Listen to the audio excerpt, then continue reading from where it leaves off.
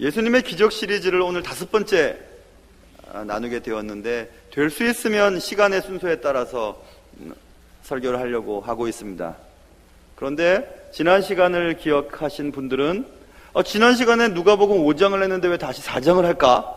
그렇게 얘기를 하고 생각을 하고 있다가 설교 시간에 하나도 듣지 않고 있다가 나갈 때 소매를 걷어붙이고, 왜 목사님 지난번에 4장을 하고 오늘 5장 해야 되는 거 아니에요? 이렇게 말씀을 하실까봐 제가 말씀을 드렸는데, 마태, 마가, 누가, 요한복음 4개의 복음서는 각각 그 시점이 달라요. 보는 시점이 다르고, 그런데 먼저 저술 기록이 마가복음이 먼저 기록됐어요. 그래서 마가복음을 참조해서 다른 문헌을 참조해서 다른 복음서도 기록을 했거든요. 그렇기 때문에 마가복음이 제일 처음이에요. 물론 원시복음이라서 더 발견되지 않은 복음이 있지만, 그래서 마가복음의 순서를 따지면 지난 5장 1절부터 공부한 5장이 오늘 공부하게 될 4장 31절부터 37절보다 앞에 순서가 기록되어 있어요. 마가복음 보시면 그렇게 되어 있어요.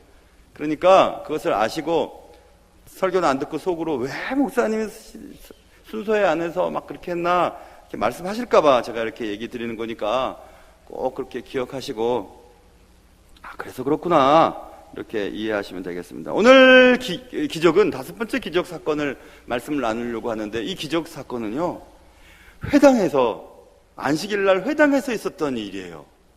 쉽게 얘기하면 지금 말하면 주일날 예배당에서 있었던 일이에요. 더 이상한 것은 주일날 예배당에 귀신이 섞여 있었다는 얘기예요. 그 귀신이 쫓겨나가는 사건이 오늘 본문의 사건입니다. 오늘 말씀을 나누면서 우리의 삶의 현장 속에서 이 말씀이 필요한 곳에 적절하게 은혜가 있는 귀한 시간 될 수 있기를 주님의 이름으로 축원합니다. 자, 오늘 본문은 이렇게 시작됩니다. 갈릴리의 가버나움의 동네에 오셨는데 안식일에 가르치셨다. 예수님이 가르치셨어요. 안식일에 가르치셨어요. 회당에서. 지금 말하면 주일날 예배당에서 말씀이 증거되어지고 있었습니다. 예배드리고 있었어요. 그런데 33절 보세요. 회당에 더러운 귀신 들린 사람이 있었다. 회당에 더러운 귀신 들린 사람이 있었다. 예수님은 안식일에 회당에서 가르치시고 계셨고, 회당 안에는 예수님의 말씀을 들으려고 많은 믿는 사람들이 앉아 있었고, 그런데 그 앉아 있었던 사람 가운데에 귀신 들린 사람이 있었다. 그러니 귀신이 앉아 있었다 이 말입니다. 귀신이 예배당 안에 있었다. 야, 주일날 예배당 안에도 귀신이 있을 수 있을까? 있을 수 있어요. 믿는 사람들이 모여서 예배드리는 곳에도 귀신이 얼마든지 있을 수 있습니다. 그런데 여러분과 제가, 아니 예배당에는 십자가가 있는데 귀신은 십자가 무서워하는데, 이런 생각을 가지시잖아요. 저도 예전에 어릴 때 우리 형제들끼리 그 예전에 여러분 기억하세요? AFKN이라고 하는 American Forces Korea Network인가? 그 주한미군 방송이 있었잖아요. 그거 금요일 날요 9시쯤에 드라큘라 영화 했었어요. 여러분 기억하세요? 기억 안 나세요? 이거 텔레비가 없으셨구나. 거기 보면요, 흑백이지만 드라큘라 영화 되게 재밌었어요. 그런데 되게 무서운데도 마지막은 똑같이 끝나요. 마지막 끝나는 장면은 항상 십자가를 이렇게 갖고 가면 드라큘라가 막 뒤로 물러나요. 그러면 이제 마지막에는 이제 드라큘라의 심장에 말뚝을 박으면 이제 끝나요. 그러면 다음 주는 또 드라큘라가 또 나타났는데 또 심장에 말뚝 박는데, 드라큘라를 제압하는 방법은 십자가였거든요. 십자가. 그래서 저는 어릴 때 십자가는 대단한 거라고 저는 생각했습니다. 믿었어요. 진짜로. 그래서 여러분도 그러시잖아요. 십자가 목걸이, 또 사고 안 나려고 차 앞에 십자가 이렇게 걸어놓고, 또 그것도 좀 그러면 앞 뒤에 성경책 갖다 놓고 막 이러잖아요. 그러면 막 귀신이 덤비지 않을 것 같고 사고도 안 날 것 같지 않습니까? 근데 귀신은요, 십자가 안 무서워합니다.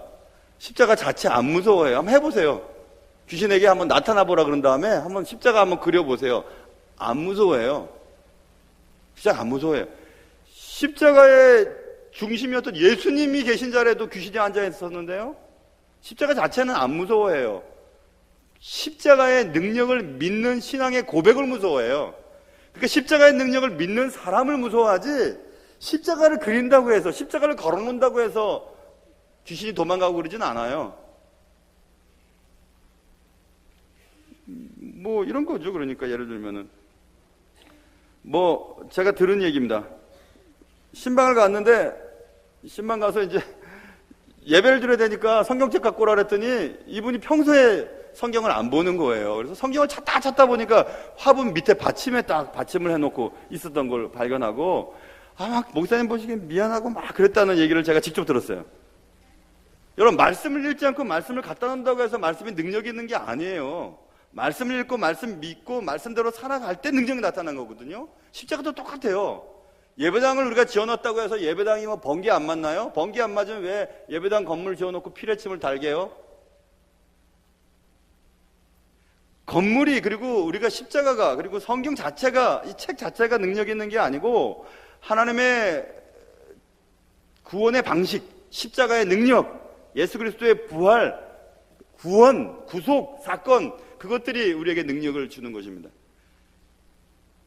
그래서 예배당 안에 귀신이 있어요. 여기 예배당 안에도 아마 돌아다니고 있을걸요? 분명히 있을 거예요. 왜냐하면 귀신은 돌아다니기를 좋아하니까. 집에 가만히 있지 않아요. 귀신은 자신의 일을 수행할 꼭두각시를 찾는 일에 혈연되어 있습니다. 혈연을 가지고 있어요. 귀신은 누구를 그런데 그의 꼭두각시로 삼을까? 궁금하지 않습니까? 에베소서 보면 분을 내어도 죄를 짓지 말며 해가 지도록 분을 품지 말고 마귀에게 틈을 주지 말라, 이런 말을 보면서 우리가 얻을 수 있는 힌트는, 마귀는요 누구에게 대한 미움과 원한을 품고 살아가는 사람에게 싹 들어갑니다. 그래서 어느 신학자가 이 에베소 4장을 해석할 때 마귀는 분노를 품고 있고 원한을 품고 있는 자의 마음을 디딤돌로 뛰어다닌다고 해석을 해놨어요. 그러니까 교회 공동체에도 미움이 들어가고 용서하지 않고 서로 원한을 가지고 있으면 그 사람들의 마음을 디디구면서 막 돌아다닙니다. 그래서 막 귀신 같은 역할을 하게 사람들을 만들어가요. 그래서 귀신은 그런 사람들에게 들어갑니다. 또 요한복음 13장 보면 예수 그리스도께서 자신을 팔 자를 알려주시는 장면이 나오는데, 꿀을 찍어서 떡을 주는 자가 나를 팔자라고 얘기를 해요. 그런 다음에 조각을 유다에게 줘요. 이걸 받고 이제 자신의 일을 합니다. 이렇게 써 있어요. 요한복음 13장에 조각을 받은 후 사단이 그 속에 들어간지라 이에 예수께서 유다에게 이르시되 내가 하는 일을 속히 하라. 회개하지 않은 자에게 귀신이 들어가요. 하나님 기회를 자꾸 주시거든요. 그런데 회개하지 않아요. 자꾸 생각했던 일을, 나쁜 짓을 계속해서 계획하고 그 일을 해요. 심지어는 베드로는 예수님의 수제자였지 않습니까? 그런데 베드로가 예수님이 하시는 일, 십자가를 하지 말라고, 예수님 그렇게 하시면 안 된다고 막 막아섰더니 예수님이 어이 착하다, 나를 이렇게 이해해주고 착하다, 참 이렇게 해줄 줄 알았는데 이 사단아 물러가라, 이렇게 말씀하세요. 그러면서 예수께서 돌이키사 제자들을 보시며 베드로를 꾸짖어 이르시되 사탄아 내 뒤로 물러가라. 내가 하나님의 일을 생각하지 아니하고 도리어 사람의 일을 생각한도다. 그러니까 우리가 살아가면서 하나님의 일쯤은 뒤로 던져놓고 사람의 일에만 관심을 기울이는 사람에게 사단이 쑥 들어갑니다. 쑥 들어가요. 귀신은 누구에게나 들어갈 수 있습니다. 그리고 어디에나 있을 수 있어요. 그래서 베드로가 그런 얘기를 하죠. 자신에게 주님이 이 귀신아 물러가라 이렇게 얘기했던 기억이 났나 봐요. 베드로전서 5장 8절에 근신하라 깨어라 너희 대적 마귀가 우는 사자같이 두루다니며 삼킬 자를 찾나니 이렇게 써 있습니다. 빛이 없는 곳에 어둠이 쑥 찾아오거든요. 고린도후서에도 사탄도 자기를 광명의 천사로 가장하니라 이렇게 써 있습니다. 변장하고 다녀요. 하나님의 말씀을 듣는 회중 가운데 귀신 들린 사람이 앉아 있었다는 것입니다. 멀쩡하게 앉아 있었지만 그 속에는 귀신이 들어 있었어요. 그래서 제가 오늘 이 본문을 읽으면서 제목을 달기를 첫째 변장이라는 단어를 쓴 것은 그런 의미가 있습니다. 귀신이 우리의 마음속에 들어가서 우리를 귀신과 같은 역할을 하게 해요. 겉은 멀쩡한데, 교회 다니는 사람 같은데, 믿는 사람 같은데 그의 마음은 그렇지 않아요.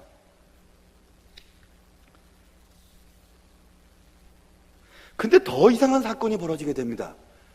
예배드리는 그때 귀신 들린 사람이 앉아 있었어요. 그러니까 귀신이 그 속에 있었습니다. 그런데 희한한 일이 벌어지게 되는데, 말씀을 듣다가 33절, 귀신 들린 사람이 있었다. 오케이, 거기까지 좋아요. 그런데 크게 소리를 질렀습니다. 아, 나사렛 예수여, 우리가 당신과 무슨 상관이 있나이까? 우리를 멸하러 왔나이까? 나는 당신이 누구인 줄 아노니 하나님이 거룩한 자니이다 하면서 자신이 소리를 지르면서 나 여기 있지 하고 드러내는 거예요. 회중 가운데 귀신 들린 사람이 자신의 입을 통해서 귀신이 얘기를 하는 겁니다. 날 멸하러 왔습니까? 나는 당신이 누군지 압니다. 당신은 나사렛 예수죠? 하나님의 사람이죠? 거룩한 자이죠? 하면서 이렇게 자기가 드러내요. 크게 소리를 지릅니다. 회당의 사람들이 예배를 드리다가 저쪽 어느 구석에서 난 당신을 압니다. 날 멸하러 왔습니까? 하면서 막 그런 소리를 지르는 것을 보고 얼마나 예배 분위기가 이상해졌겠어요? 왜 귀신이 가만히 있지 않았을까요? 조용히 예배 드리고 그냥 가면 될 텐데 시끄럽게 떠들었을까요? 왜 자기가 귀신이라는 것을 드러냈을까요? 여기서 우리는 또 몇 가지 힌트를 얻을 수 있습니다. 귀신의 말은 우리에게 몇 가지 생각할 것들을 제공해주고 있는데, 그것은 귀신은요 예수님 앞에서 자신의 정체를 숨길 수 없다는 사실을 기억해야 돼요. 숨길 수 없어요. 모른 체 한다고 해서 몰라지는 것이 아니고 저절로 드러나게 되어 있습니다. 빛과 어둠의 관계죠. 아무리 컴컴해도 불 하나 켜면 어둠이 근데 사라져버려요. 어디 있는지 모르겠어요. 어둠의 존재가 사라져버리죠.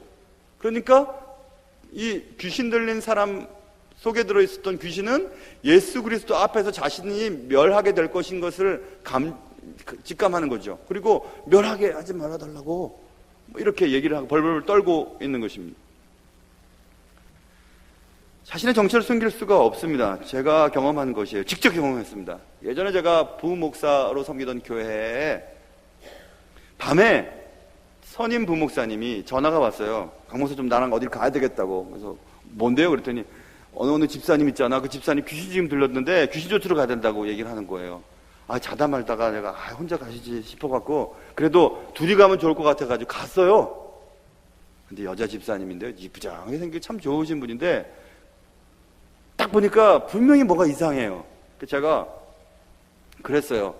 귀신한테는 존댓말 쓰는 거 아닙니다. 귀신한테는 너 누구야? 이렇게 얘기했어요. 그랬더니 그 여자 집사님이 너도 이렇게 얘기하는데 남자말로 얘기해요. 남자말로. 너도 이렇게 얘기해요. 우리 같으면 여자에 들어갔으니까 여자처럼 나예요 이렇게 얘기할 것 같은데 안 그래요. 너도 이렇게 얘기해요. 그러니까 자신의 정체를 숨길 수 없어요. 귀신은 있는 그대로 드러나게 되어 있어요. 이제 여러분 생각이 이제 그 다음 어떻게 됐는지요? 빨리 얘기해 주세요. 궁금하죠? 얘기 안 해요. 이따 오후에 얘기할 거예요. 오후 예배 때. 근데 그래서 이제 그 귀신 들린 귀신이 들어갔어요. 그 집사님한테. 섬뜩한 게 느껴지더라고요. 느껴져요. 눈이 막 돌아가고 나다 막 이렇게 얘기하는데 딱 느껴지는 게 있잖아요. 그렇죠? 얘기할 것 같죠? 안 해요. 그 다음에 그 귀신은 예수님 앞에서 자신의 정체를 드러냅니다. 드러내게 되어 있어요. 숨길 수가 없어요. 지가 먼저 얘기해요. 지가 먼저 얘기해요. 교회도 믿음 안에서 건전한 교회가 있으면 이단들이 자기가 드러나요. 숨어있지를 못해요. 이상하니까 그 속에 숨어서 곰팡이처럼 살아가고 있는 거죠. 그래서 귀신이 스스로에게 얘기하죠. 난 당신이 누군지 압니다. 당신이 나랑 무슨 상관이 있길래 날 멸하러 왔습니까? 하고 자기가 막 소리를 지르면서 자기가 드러내는 그 장면을 볼 수 있죠. 그리고 귀신은 예수님이 누구인지를 정확하게 알고 있다는 것도 참 대단해요. 당신은 나사렛 예수는 예수님의 신성을 알고 있다는 거예요. 그 하나님의 거룩한 자라고 하는 것은 홀리니스, 그것은 머사이아, 메시아를 말하는 거예요. 예수님의 신성도 정확하게 파악하고 있습니다. 여기서 우리는 또 한 가지 분명한 것을 기억해야 되는데, 예수님의 지식이 정확하게 알고 있었잖아요. 예수님에 대해서 알고 있다고 해서 귀신이 회개하고 성도가 된 건 아니죠. 분명히 기억하세요. 예수님에 대한 지식을 많이 안다고 해서 저절로 믿음을 갖게 되는 것은 아니에요. 예수님에 대한 지식을 너무 많이 알고 있어요. 성경 말씀도 잘 알고 있고 교회 생활도 빤히 알고 있고 교회 직분자로 뭐 평생 교회에서도 일들도 했는데도 믿음 없이 살아가는 사람들도 있습니다. 교회 분란 날 때 보세요. 새신자들이 분란 일으키지 않아요. 교회 중직자들이나 교회 생활 오래 한 사람들이 분란을 일으키잖아요. 보통 목사나 장로 이런 사람들이 분란 일으키잖아요. 그렇죠? 왜 그래요? 예수님에 관한 지식을 알고 있지만 그것이 믿음에까지 가지 않은 사람들 때문에 그래요. 제가 그래서 그런 얘기를 언젠가 말씀드렸지 않습니까? 교회는 다 천사들이 모여있는 곳이라고 다 우린 믿어요. 교회는 다 예수님을 닮은 사람들이 모여있는 곳이니. 그런데 왜 교회에 문제가 생길까? 저도 참 고민 많이 했잖아요. 근데 공부하면서 깨달은 건 존 오웬의 글을 통해서 제가 깨달았다고 말씀드렸잖아요. 교회는 하나님이 교회 공동체, 이 교회 조직체이기도 하고 유기체이지만 물론 조직체인 이것을 굴리기 위해서, 돌아가게 하기 위해서 뭐 재정이나 혹은 여러 가지 것들의 재능을 갖고 있는 사람들을 부르세요, 하나님이. 교회에. 그리고 그들을 통해서 교회를 이끌어가게 하세요. 교회가 운영되게 하세요. 근데 그들은 구원과는 상관없는 사람들이에요. 그리고 구원받기 위해서 하나님 부르신 자들이 있어요. 그들은 성도든지 집사님이든지 권사님이든지 장로님 그 상관없이 어쨌든 예수님을 믿는 사람들이 있어요. 그 믿는 사람들은 나중에 구원을 받아요. 근데 그분들이 섞여 있어요, 교회에. 그러기 때문에 문제가 생기는 거거든요. 귀신이 예수님에 대한 지식을 정확하게 알고 있었죠. 아무도 몰랐을 때 예수님은 신성과 예수님의 인성을 정확하게 알고 있었어요. 예수님은 메시아고 예수님은 나사렛 예수 그분이 하나님의 아들이신 것도 알고 있었습니다. 그가 빛이고 유일한 거룩한 자인 것도 알고 있었어요. 그러나 그는 귀신이었어요. 믿음이 없었어요.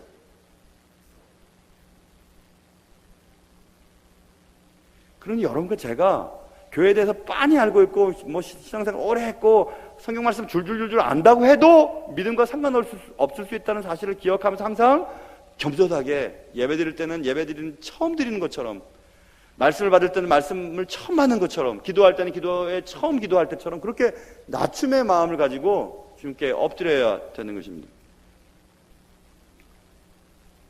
그리고 또 한 가지는요, 귀신은 예수님이 누구신지도 알지만 여러분과 제가 누군지도 알아요.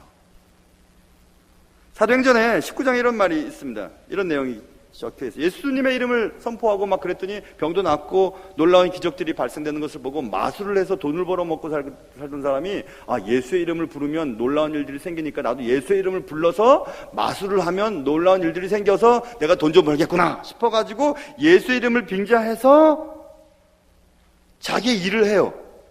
그러자 마귀가 대답을 하는 장면이 사도행전 19장 13절부터 15절에 써 있습니다. 마귀가 대답합니다.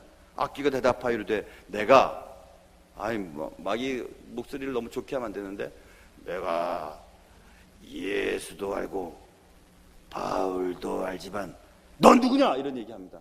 그게 써 있어요. 사도행전 19장 15절에 나 예수도 안다 바울도 안다. 근데 너 뭐야?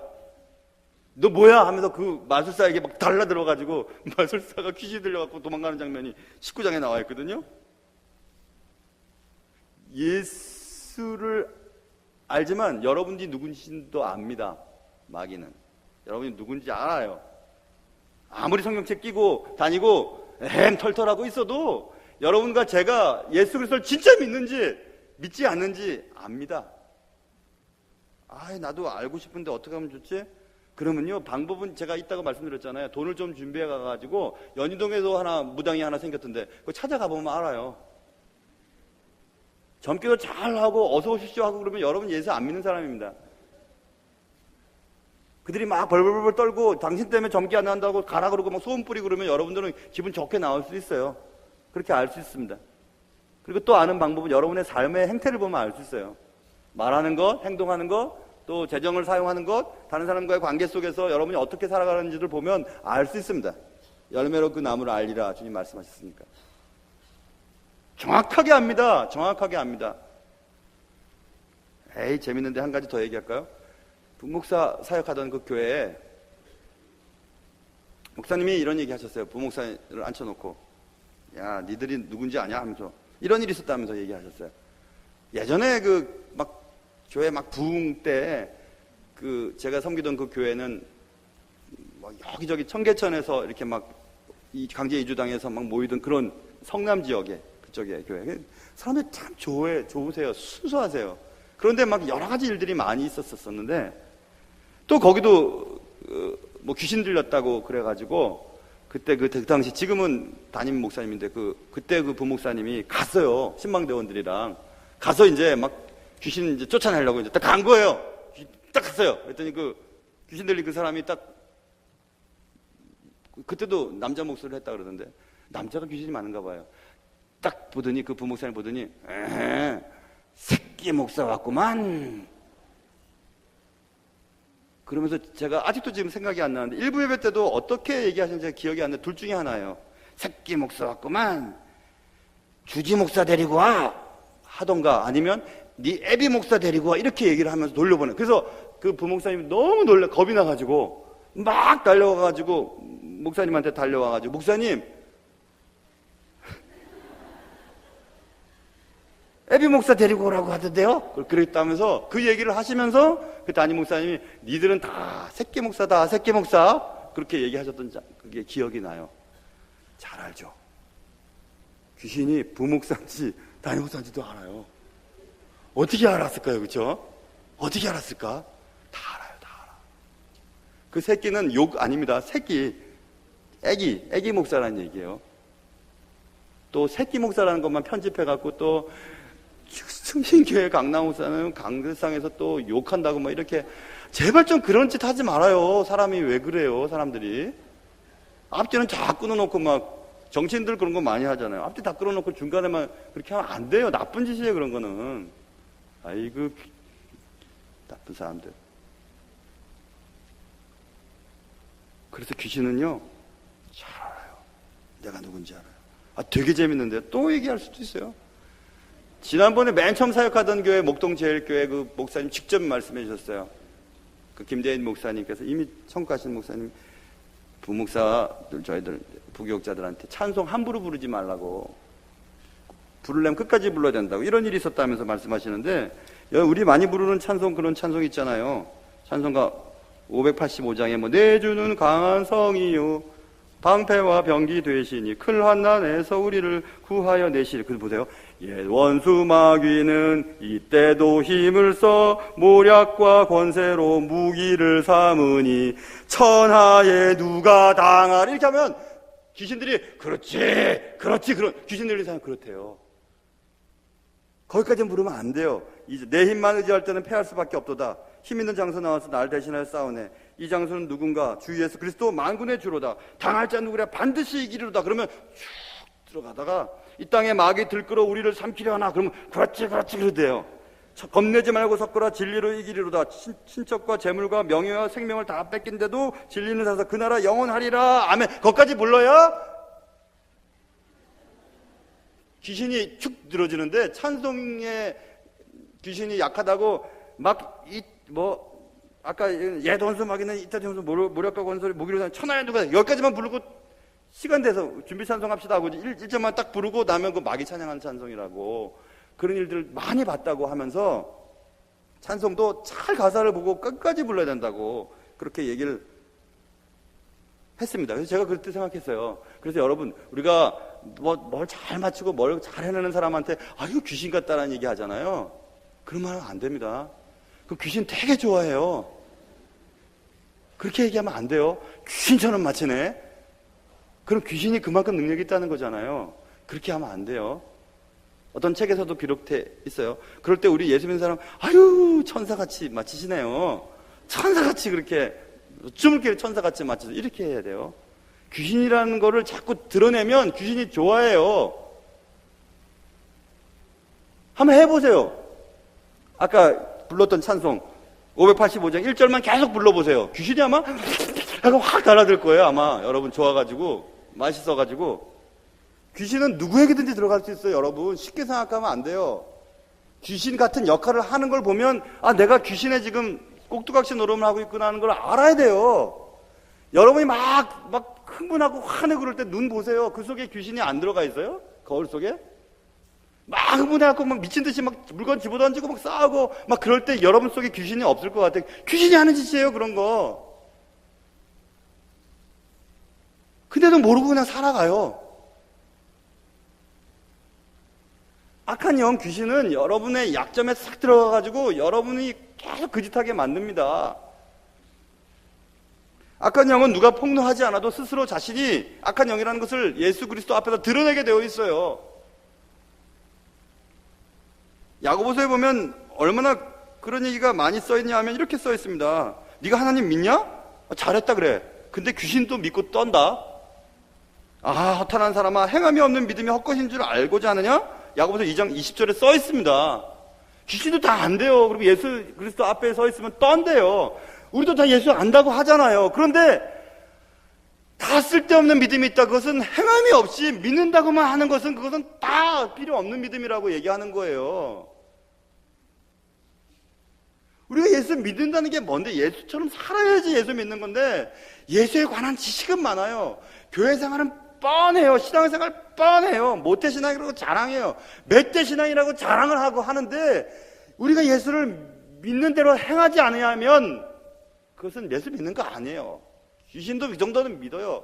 귀신도 그 정도는 믿고 알아요. 허탄한 믿음이에요. 그 얘기를 하는 거예요. 야고보서에. 어둠은 빛을 이길 수 없죠.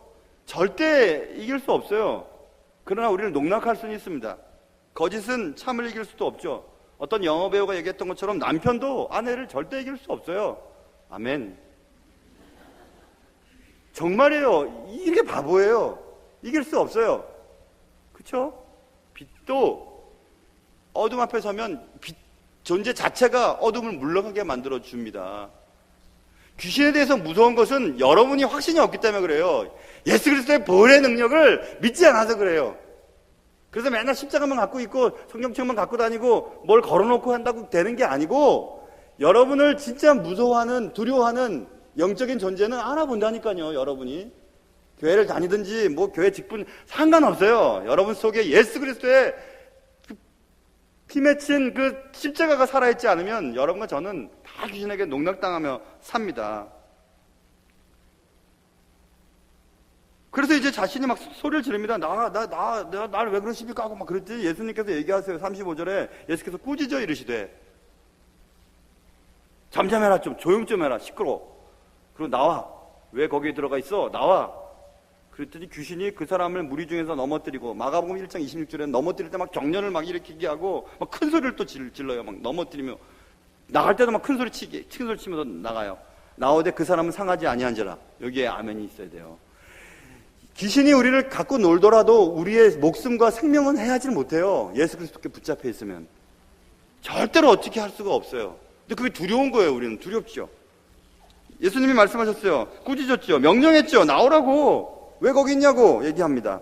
귀신에 의해 사로잡힌 사람은 오늘 본문에 보시면 귀신 앞에 형용사가 하나 써 있어요. 33절과 36절에 귀신이에요. 예쁜 귀신? 더러운 귀신? 뭐라고 써 있어요? 더러운 귀신을 써 있죠? 귀신 더러운 거예요. 귀신에 사로잡히면 더러운 짓 합니다. 더러운 짓은 뭐예요? 부끄러운 줄 모르는 짓이 더러운 짓이에요. 귀신에게 사로잡힌 사람은 염치가 없어요. 염치가 없어요. 부끄러운 줄 몰라요. 자기가 깨끗하지 않게 행동을 하지만 깨끗한 것에 대해서 관념도 없어요. 상관하지도 않습니다. 나 뜨거운 줄 모르고 거짓말치고 함부로 사람들 상처 주고 안하무인이죠. 그리고 더러운 귀신 들린 사람의 특징이 뭐였죠? 귀신은 소리를 잘 질러요. 큰 소리 질러요. 사람들이 있든 없든지 예배 시간이든지 어디든지 막 소리 막 지르죠. 사랑하는 성도 여러분, 소리 지르지 마세요. 소리 지르지 마세요.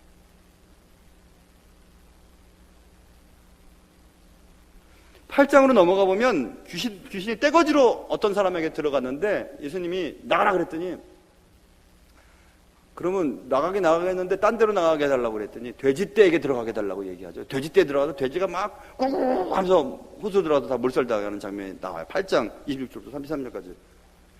잘 보세요. 귀신은 사람에게 들어가든지 돼지에게 들어가든지 상관없어요. 돼지는 자기가 있어서 자기 마음대로 움직일 수 있는 대상만 필요한 거예요. 그래서 예수를 잘 믿지 않고 예수에 관한 지식만 가지고 있고 삶의 모습으로 예수님을 믿는 것이 드러나지 않는 사람들은 돼지를 폄하하고 싶은 생각은 없습니다. 그러나 돼지 같은 짓을 해요. 돼지는 뭐 하는데요? 자기 입에만 관심이 많죠? 예수 믿는 사람이 자기 입에만 관심이 많고 자기 삶에만 관심이 많은 거 귀신에게 농락당하는 것입니다. 예수 믿는 사람 그렇게 안 삽니다. 그렇게 안 살아요. 꾹꾹꾹꾹 소리만 지르고요. 돼지들 죄송합니다. 어쨌든 그런 거예요. 저는 그래서 예전에 목회를 처음 할 때 궁금했어요.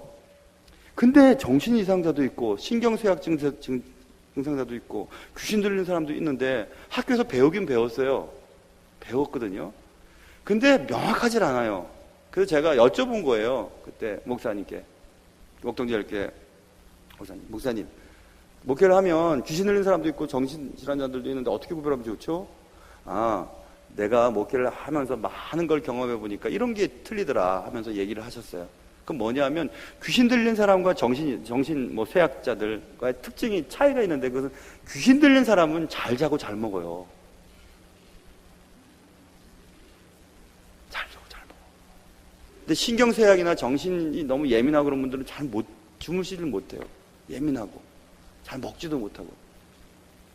물론 섞여 있는 사람도 있어요, 여러분. 섞여 있는 사람도 있어요. 신경이 약해지면 귀신이 막 장난치는 사람들도 있어요. 그럴 때 통합 치료를 해야 되죠.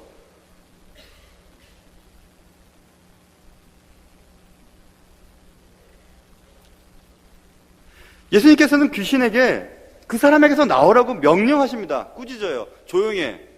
어디서 나가! 이렇게 얘기해 버립니다. 그래서 나가요. 나갈 때까지 또 괴롭히면서 나가죠. 막 소리를 지르게 하고 막 몸을 떨게 하면서 나가게 만들죠. 여러분 꼭 기억하세요. 악한 영을 대항하는 방식은 타협하고 조율해서는 안 되는 거예요. 그냥 명령해요. 명령하면 돼요. 왜냐하면 어두움은 빛을 못 이겨요. 여러분 속에 예수의 영이 살아있다면, 성령의 영이 계시는 분들이라면 여러분을 이길 수가 없어요. 장난칠 수 있겠죠. 여러분을 막 자기 입에만 관심을 갖게 하고 막 소리를 지르게 하고 남 미워하게 하고 틈을 줄 수 있겠죠. 원한을 품고 살아가게 하는, 막 죄짓게 만들고 비도덕적인 행동을 하게 하고 그렇게 할 수도 있겠지만은 여러분을 넘어뜨릴 수는 없어요.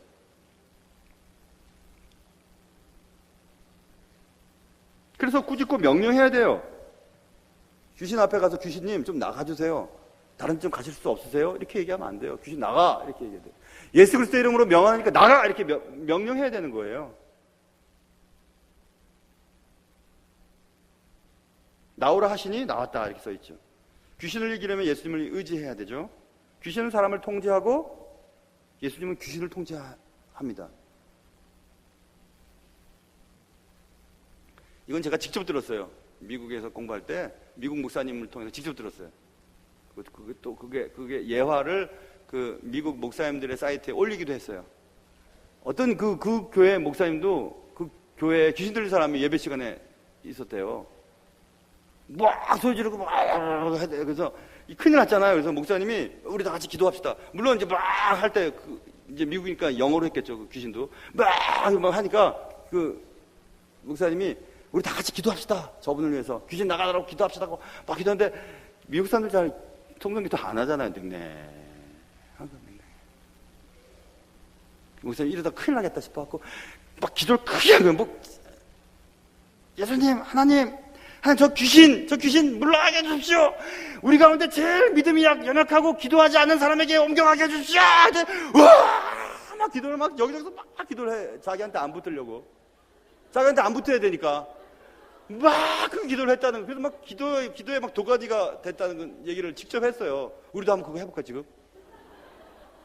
분명히 귀신 돌아다니고 있을 텐데, 여러분 어제까지 원한 품고 미워하는 사람들, 또 잘못 회개하지 않고, 여러분 마음속에 뻔해요. 뭐 다들 다 죄짓고 다 물론 회개기도 했지만 지금도 뭐 누구 뭐 욕하고 뭐 미워하고 용서하지 못한 마귀가 막 돌아다니고 있잖아요.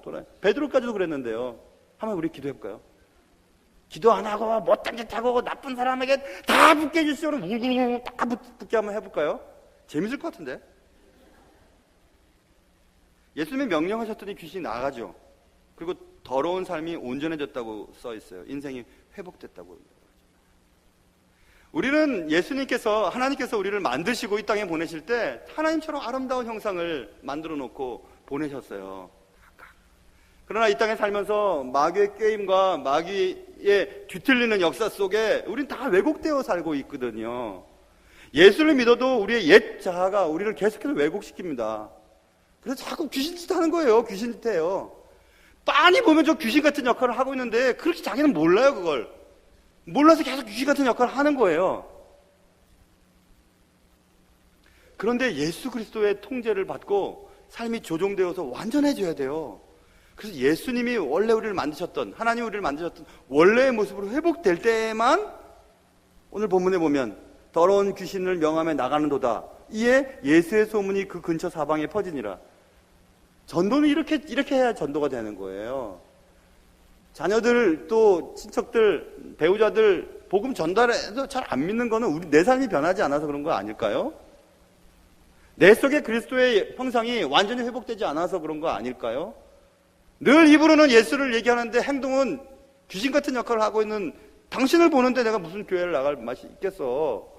그런 거 혹시 아닐까요?